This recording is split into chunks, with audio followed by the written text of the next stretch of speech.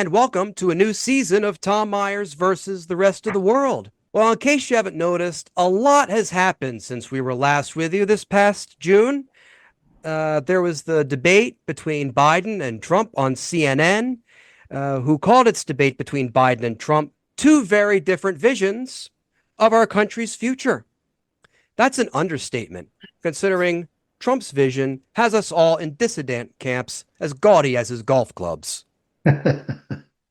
The debate was so panned that both Biden and Trump look like two ill-prepared comedians who lie and say, yeah, I can headline and do an hour. Oh. That's for the back of the room. Of course, the media's reaction to the debate was tone deaf, as is par for the course. In addition to the hour of coverage of Biden's grasp on reality hosted by Katie Tur, there was the coverage of Biden's age and mental acuity anchored by Andrea Mitchell.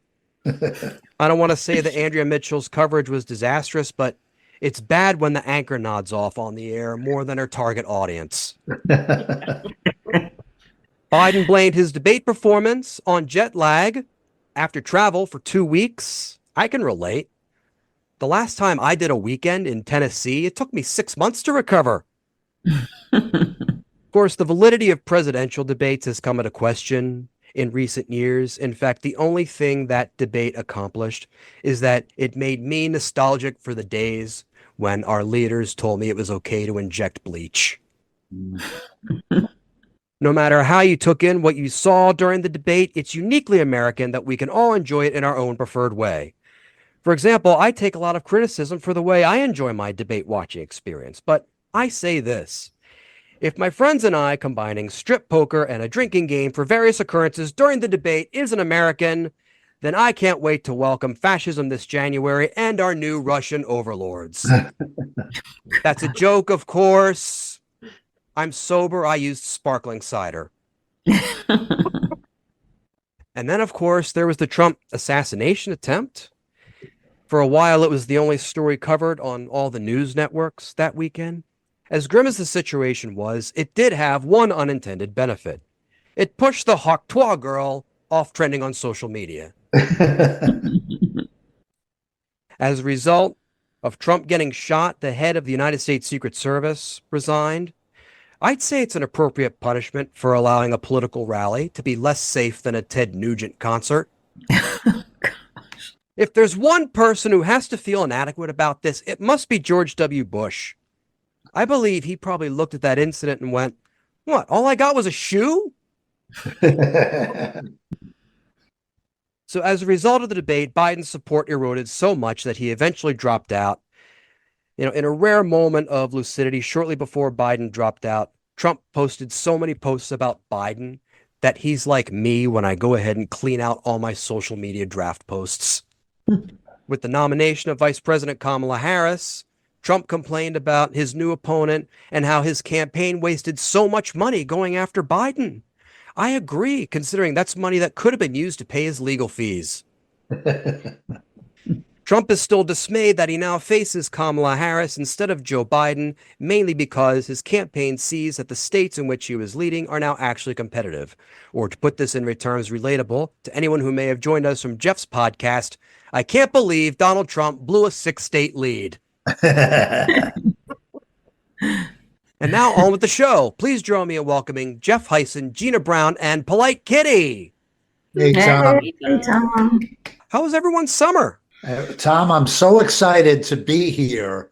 I was on a call with Second Gentleman Doug Emhoff, and I got off that call to be with you. That's how excited I am about a new season of the podcast. Oh my gosh, Jeff. No, okay. No, we can't compete. We're not ready for Jeff. No. You've been waiting all summer to say that, haven't you? Tom's just jealous because, Hawk Tua girls got more. And more no one's Hawk Tua for him. I know. My favorite baseball team. My favorite baseball team had the Hawk Tua girl throw out the first pitch. Okay, that's bad enough. But they did it on an afternoon game filled with campers. Yeah, they did. Can you imagine the kids going, to their counselors, who is that and why is she famous? Oh my God. They would have figured it out probably if she had used a spitball. Oh my gosh. There is a lot at stake this year. If this country re-elects Donald Trump, then the world will be in shock. So much in shock that Great Britain has promised to retaliate by sending back Piers Morgan. A big risk of a Trump re-election is that the initiatives in the Heritage Foundation's Project 2025 might come into effect. If you haven't read Project 2025, then I can sum it up like this. It's so restrictive on women that the Taliban is threatening to sue for copyright infringement. Project 2025 is so restrictive on women's rights, it makes Henry VIII look progressive. Project 2025 will threaten to roll back environmental protections, which will suit a state like Florida just fine, as their plan to save manatees and other wildlife is to simply let sea levels rise and give them more room to swim. But you wouldn't know that these issues were at stake if you listened to the mainstream media. So to counter that, on this show, I feel as though I am qualified to judge the psychology of the campaigns and the media in this cycle, since with Abby Mello not only retiring from this podcast, but also from comedy, I am the closest thing the Baltimore, D.C. comedy community has to being a doctor.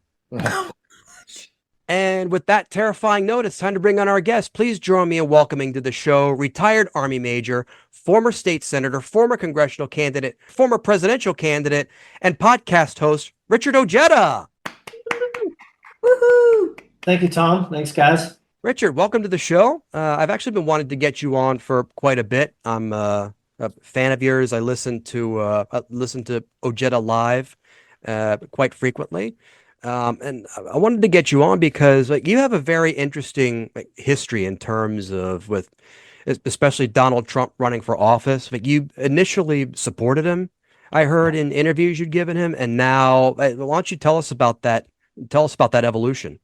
Well, in the beginning, Donald Trump came down to West Virginia. He spoke about West Virginia. He talked about helping the coal industry. And the truth is that, there were a lot of things that he was saying that I did not like. But, it had been since JFK that somebody actually acted like they were going to do something for the people of Southern West Virginia. And when you live in those areas and you grow up in those areas, you see what real poverty is. And finally, somebody is saying that they're going to do something about, the people there. And the majority of my family are coal miners. So I held my nose and I said, I'm going to support him because he is talking about doing things for the coal miners. And he didn't. When he won, he didn't do anything for the coal miners. We lost more coal miners under him than we have under anybody else. And, I realized that it was just a lie. And now we realize that whenever it comes out of Donald Trump's mouth, yeah, it's a lie. That's what he does. That's the one thing that he is, he's consistent with is Donald Trump is going to lie to you.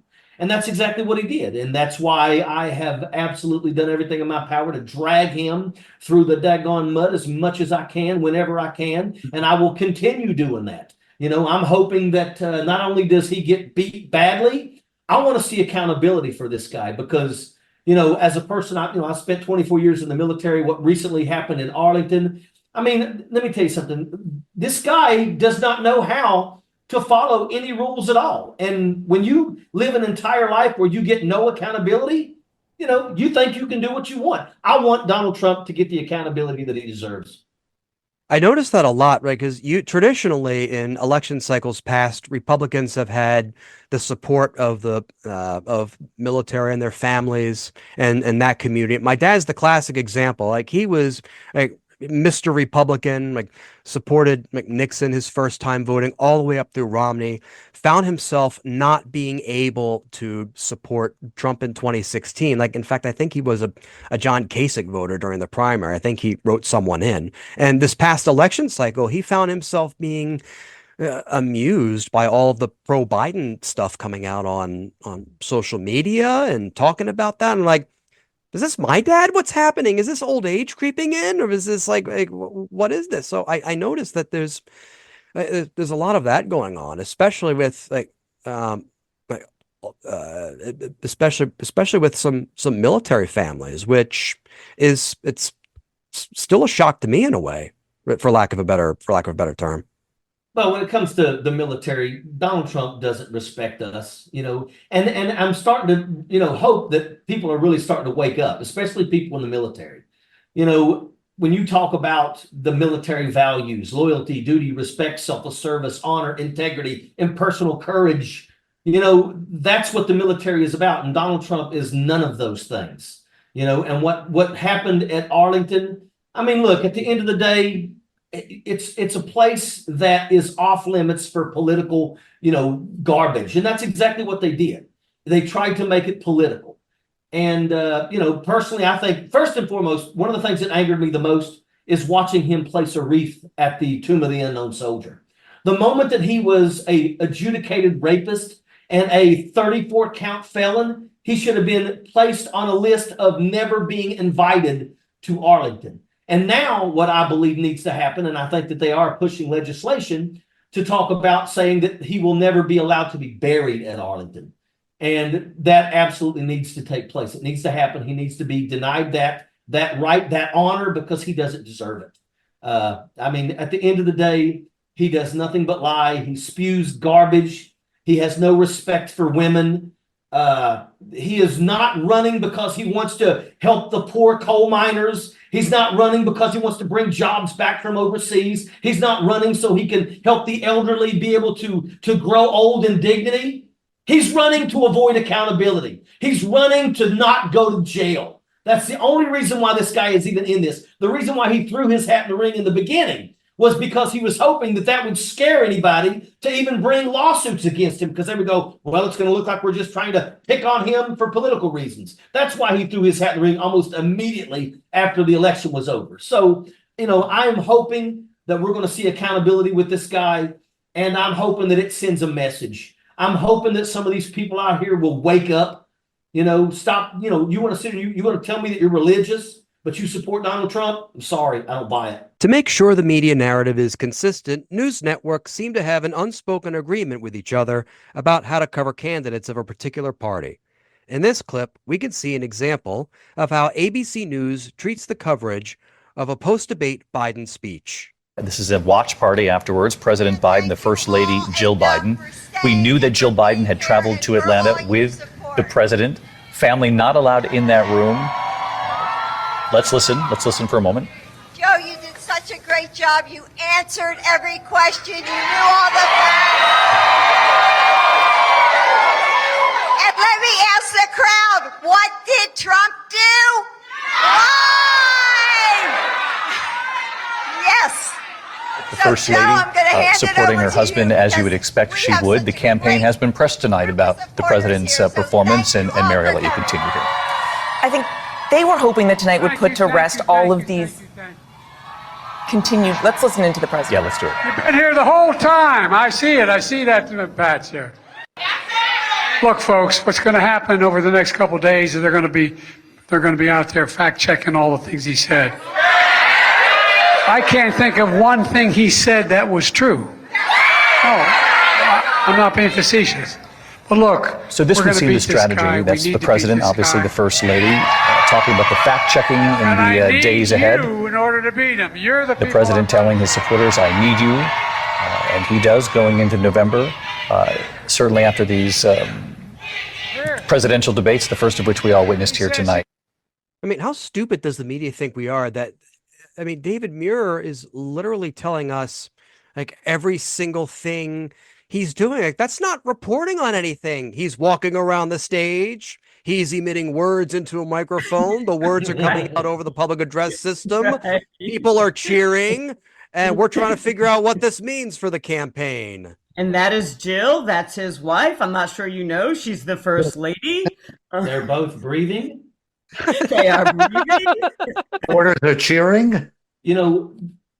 Donald, everybody gave President Biden all this garbage because of the first 30 minutes. He had a rough 30 minutes. And then the rest of the next hour, he answered the questions honestly. But Donald Trump never told one truth. And I was really mad because Jake Tapper did nothing. They didn't, no fact checking whatsoever. You gave Donald Trump a pass. If you don't fact check him, his followers think that he's telling the truth.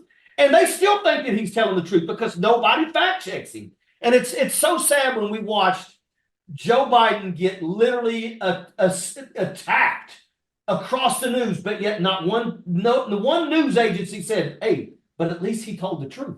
Donald Trump told a lie every 90 seconds. It's so sad that they did that to President Biden. I know David Muir didn't even say that in his cover. He didn't say President Biden talking about how he told the truth. He didn't even say that. No. But Richard brings up a good point, because Trump throws so many lies out there, the press can't keep up. So they'll say, well, Kamala said this, and it was slightly inaccurate. But boy, Trump said a lot of weird stuff. Yeah. And then there was an article in the Washington Post, and it just said, what a bizarre day, because he says so much that's crap, they can't keep up with it, or if they could, they won't. If you think the corporate networks are the only ones succumbing to the mass hysteria of having no substance when covering the election, then you would be disappointed to discover that PBS is not immune. As we can see in this intro to a Frontline piece about Biden's decision to step down from this year's presidential race. It's been this roller coaster of days. The President of the United States, who is under enormous pressure to drop his bid for a second term, ends up being sick and has to isolate. He has COVID. He disembarks from the plane. He takes a couple steps and then he just stops inexplicably for no reason, it seems like. And he looks over to the right where there's nobody there.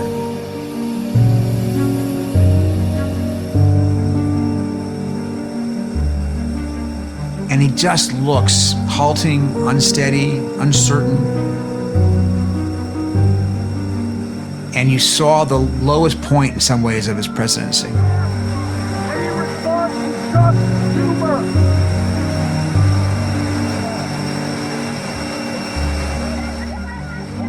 He disappears into the presidential limousine. And that's the last time anybody sees Joe Biden for 6 days. He was self-isolating for health reasons, but politically he was incredibly isolated because there were mounting calls for him to drop out of the race. People were wondering, is this the end of Joe Biden's political career? People were looking at that imagery. They were looking at the days ahead, the weekend that was coming up, as a pivotal moment in determining whether or not Biden would be able to remain as the leader of the Democratic ticket.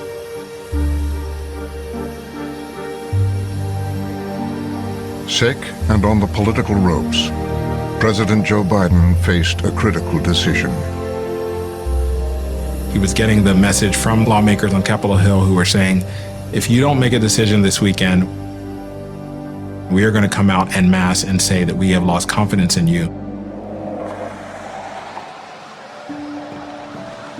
Friends of mine who are younger than Biden were behaved just like that. Like, yeah, I got COVID. Big deal. I'm just gonna kick back and relax. Like, hey, look how I'm moving. I just got a hold of some bad street weed. Like, what's the big deal? What? The music was like a crime show, like 48 Hours or something. Like, wait, he got out of the plane and he stopped? Oh my. Oh my God. He stopped away. He looked to his right and he looked to his left. Was he seeing something? Peter Baker, go shove it. And nobody was there. I think that what he did is the absolute definition of selfless service. For him to make that decision, and I want to tell you that I absolutely think that it was phenomenal that he put his foot down and said, Kamala is going to be the one.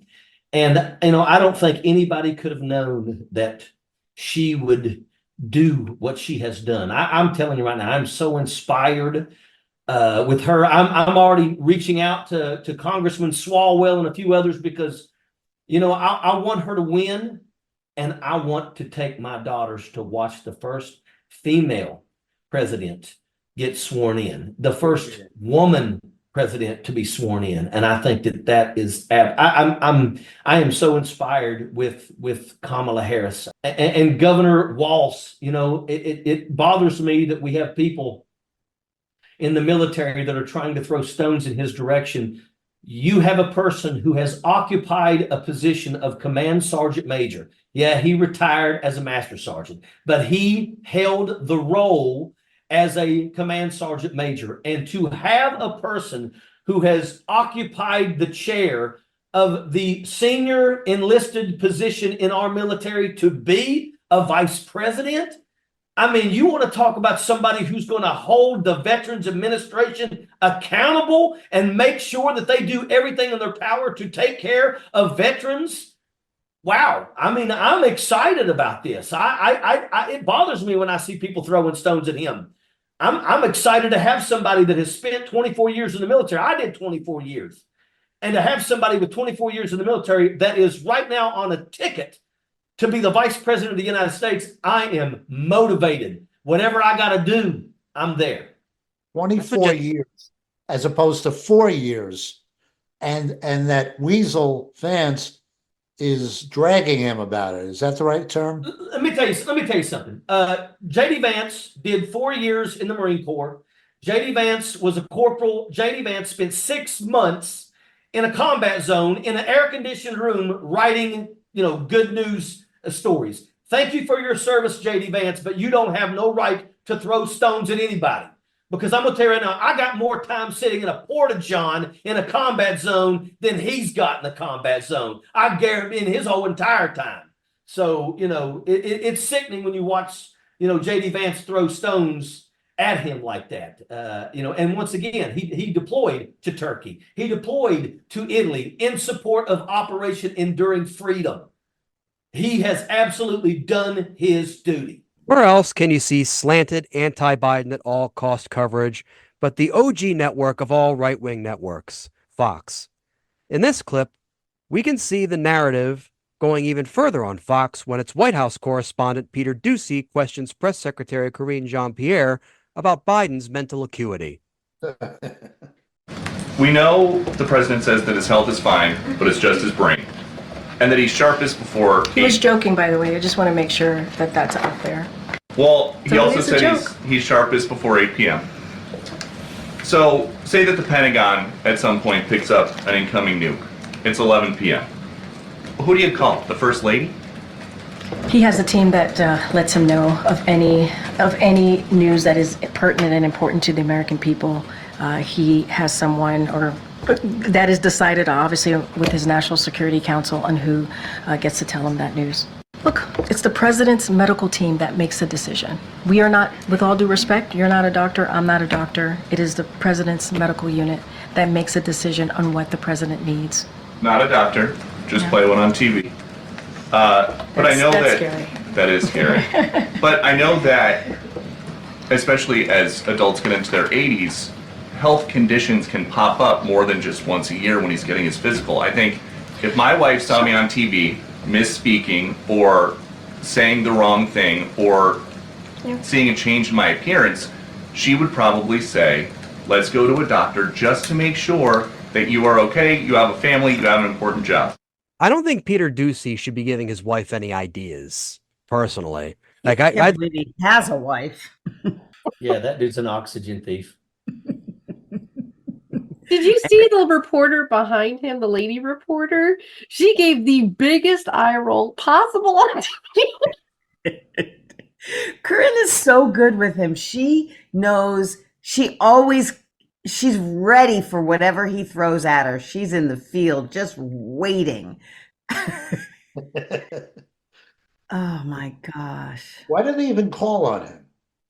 He's always right up front. I know. Oh, it's like he's got the prime seating.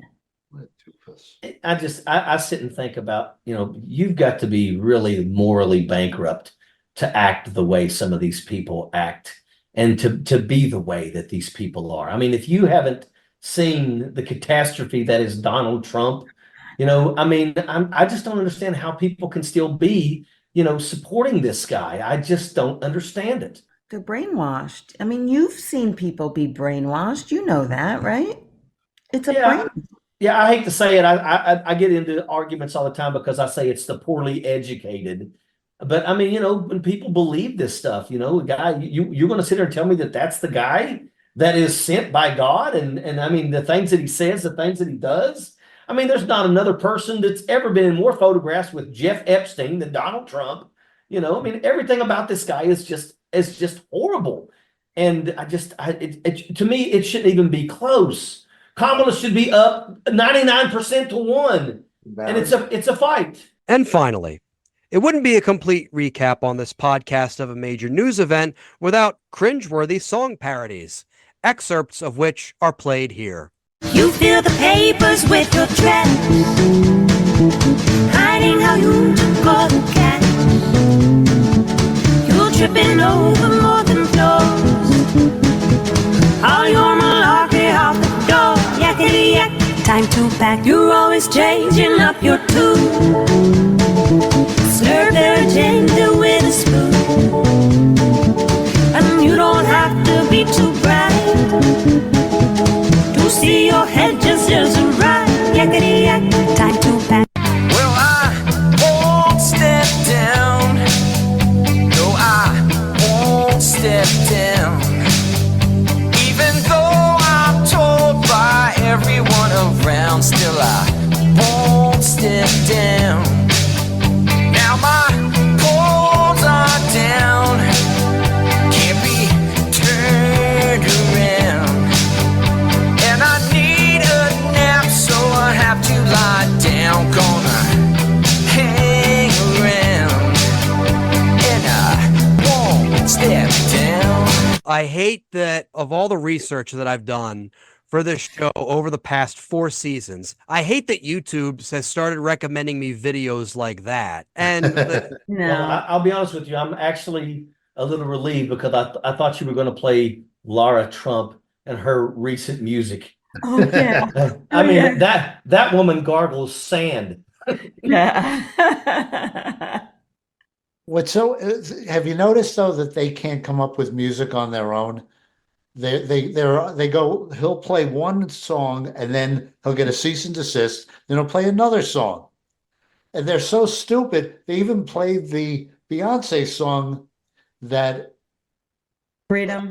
Right, so that she and Beyonce, the Queen Bey, right? Am I getting it right? Authorized Kamala to use it. But they keep playing the Tom Petty song. And Tom Petty's estate said stop using it. But you know what? That's what's so crazy is, it should show negativity on Donald Trump's part because his campaign, I mean, you want to talk about law and order, you continue stealing people's music. And the bad part about it is you act like you're not going to get embarrassed about it. You act like they're not going to say, well, you're using my song. I mean, it's amazing. Stick with Ted Nugent and Kid Rock and he'll be fine. it's like he's proud that he's doing what we were all doing with Napster back in the late 90s. Then. Yeah. That was good. He's definitely a LimeWire kind of guy. And on that note, that's our show. I want to thank Jeff Hysen, Gina Brown, Polite Kitty, and Richard Ojeda. Thanks, Tom. Thank you, Tom. Thank you, Tom. Thank you. This episode was written and hosted by Tom Myers with panelists Jeff Hysen, Gina Brown, Polite Kitty, and Richard Ojeda. Theme music composed and arranged by Jeroen van den Hurck. Executive producers Tom Myers, Matt Connarton for ipmNation, and Eddie Carson for Odyssey Radio. Please leave a 5-star rating and a positive review on Apple Podcasts. And don't forget to subscribe to the Patreon, patreon.com/Tom Myers, for ad-free episodes, extended episodes, and bonus clips. Thank you for listening, and please visit tommyers.us.